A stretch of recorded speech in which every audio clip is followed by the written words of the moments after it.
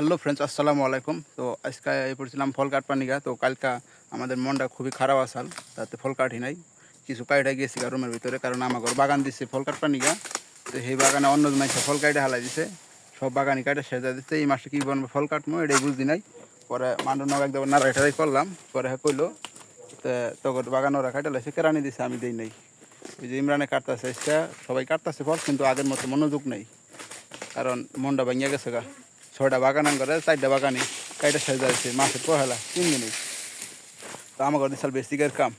তো এখনকার কাটতাছি, দেখা যাক, ঈদের বন্ধ আছে সামনে। হারি রবিউল আওয়াল।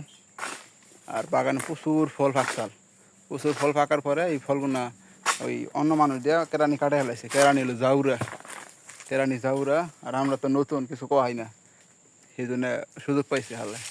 যদি খালি পুরাতন থাকতাম তাহলে কেরানি শহরে ই করে দিতাম। যাই হোক, আজকে ফল কাটতেছি ভালোই। আমি ফল কাটি না, আমি লুট দিতেছি। আমি এলাম ফল লুট দিতেছি, ওরা 3 জনে কাটতেছি। ওরা বাঘে ফিরে গেছে 200 করে ফল বাঘে ফেরবাইছে খেতাম। যাই হোক, যদি কেউ পাম বাগানে আসেন বুঝা হয়ে আইবেন, কারণ নতুন ক্ষেত্রে অনেক বিপদের সম্মুখীন হইতে হইব। যেরকম আমার ঘরে একটা গেল কালকে। ভালো থাকবেন।